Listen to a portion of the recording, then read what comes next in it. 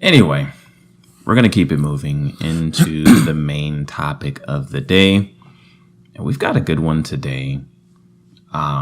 It's definitely a major topic, a major issue that a lot of single people deal with. And so we're going to tackle it here today. We're going to talk about 4 reasons why you should wait until marriage to have sex. Like I said, it's a very serious topic because sex is a very, very spiritual act. It's a very, deeply emotionally involved act that I think our society has made light of, but it actually is very impactful. So we're going to talk about 4 reasons why you should wait until marriage to have sex. All right. The first of which being because God said so. Yeah, simple as that. It's as simple as that. God says, and in the Bible, that we should abstain from sexual relations until we're married. And if for no other reason, as a Christian especially, you just have to trust that God knows what's best for us, for our bodies, for our minds, for our spirit.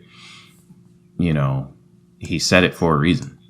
So I'll let you expound on that one, J.E. But I mean, and we'll talk about more reasons in depth. But the first one, because God said so.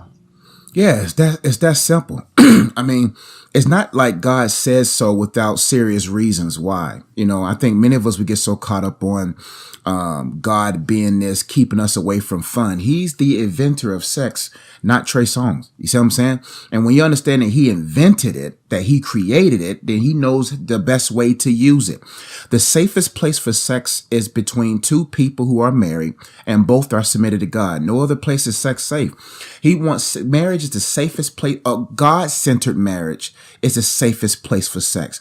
Not even 2 married people without God, sex is not safe there, because the man may look for sex somewhere else. The woman may look for sex from somewhere else. But a God-centered marriage is the safest place for sex, because God is in the midst. Sex was meant to be the last gift you received on your wedding day. It was meant to be the last gift, the only gift that God gives, the last gift that God gives couples, because he knows that when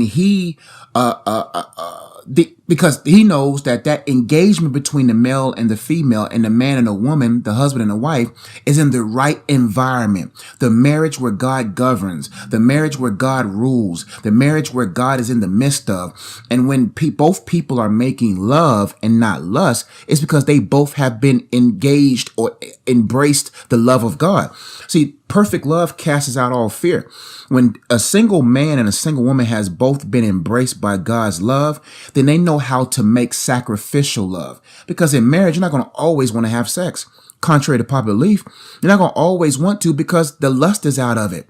So we have been programmed from the lust side of sex, the perverted version of sex, which is lust. So what we do is when you're dating, when you're meeting somebody or whatever, it's more electric that way, because there's no commitment. There's the car sex. There's the airplane bathroom sex. There's the kinky sex. There's we about to get caught sex. It's something about almost getting caught or doing something the wrong way that makes it more electric, that makes it more enticing. That's the wrong type of environment for sex. Right. But when sex is in marriage and lust has been taken out of it, now here comes the real challenge that I have to love make. I have to make love. And when you have the love of God in you, you have more, you have not empathy, but you have understanding that sex is deeper than just a physical act. Look, I love this person. I want to be one with this person because I'm one with God. You're not going to be one with another person if you have yet to be one with God, because he's going to be the one that shows you what love is, because he's the architect of this love. And that's a crazy point that you made about how, and that's how our society has just kind of like perverted active sex to where, like, when you're having sex before marriage, it is like, it's that lustful sex. It's that, I'm doing something I shouldn't be doing, and there's that excitement that comes from that.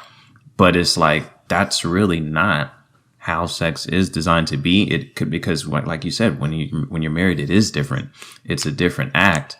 it's a spiritual act. It's love making. And a lot of people, when you're having sex before marriage, you have that rush, you have that, that feeling. And then when they get married, it's different because, like you said, there's other things attached to it. There's discipline, there's sacrifice, there's, living with that person, seeing their best and their worst. And then you're setting all that aside and still making love to that person. And, it's different. It's different from the type of, sex that you have outside of marriage, but it's good. And that's how it's supposed to be.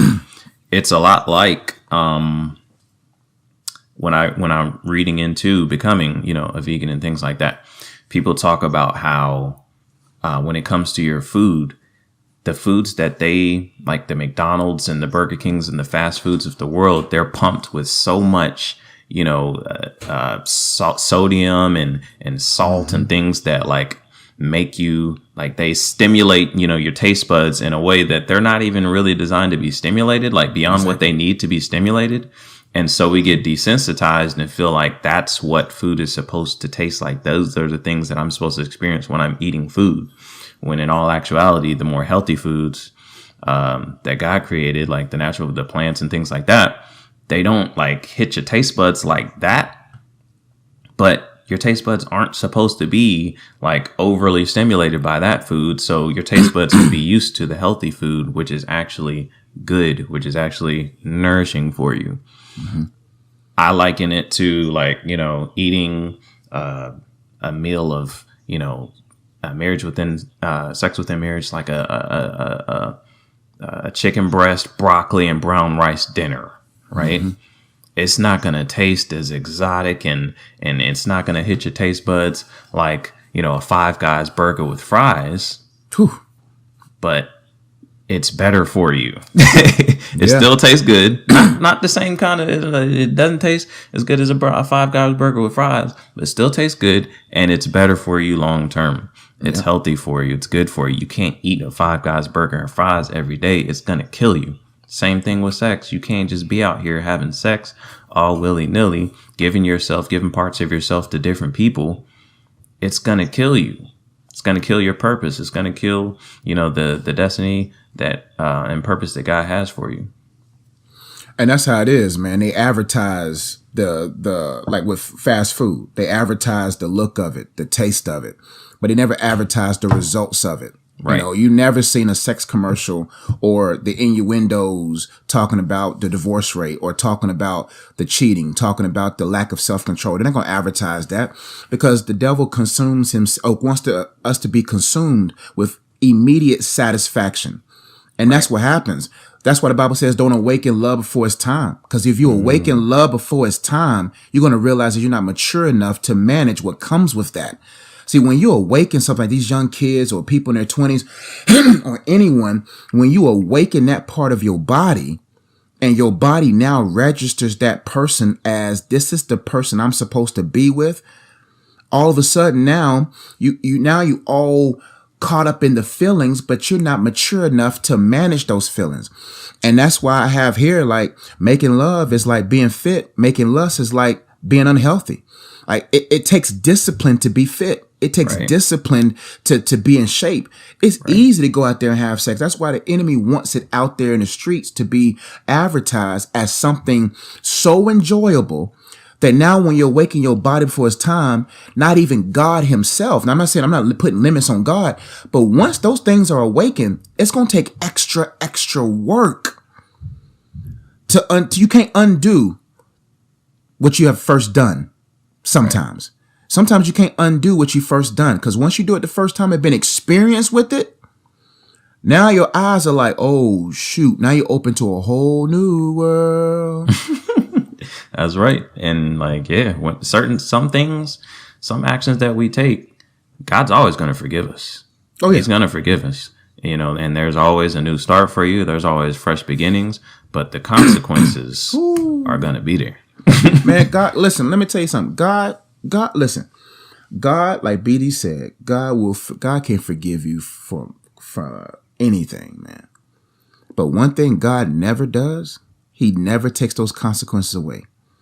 You have that baby, that he ain't like, oh, okay, here's your second chance without the child. Nope. Child stays. You forgiven, the child stays. Right. You see what I'm saying? So we getting ahead of ourselves with some of these points. But because God says so, man, like he's the inventor of it. He created it. And he created everything that he creates has a purpose. When he said, let there be light, the light's still doing its purpose. You see what I'm saying? Everything he says has a purpose. You have to trust the purpose and trust the process. And trust him that all these people, all these advertisers, all these things rooted in this world system is designed to get you in the door. Because once you in the door, you're going to want everything behind it. Once you taste and see that something tastes kind of good, be very careful. Not everything that tastes good is good for you. That's right. God says so for a reason, because he invented the reason for it. And he has a season for it. And one of those reasons that, God doesn't or said, not to have sex before marriage is because. Thank you all so much for watching the Good Guys podcast here on my YouTube channel. If you haven't already yet, make sure you subscribe to the Good Guys podcast here. If you want to enjoy the rest of the content of this podcast, click this video over here. Make sure you hit the bell. Make sure you subscribe, leave a comment, a thumbs up. If you're watching this on Facebook, head over to YouTube right now. Type in the Good Guys podcast. We'll love to see you over there. Subscribe, hit the bell, leave a comment, thumbs up. We'll see you over there soon.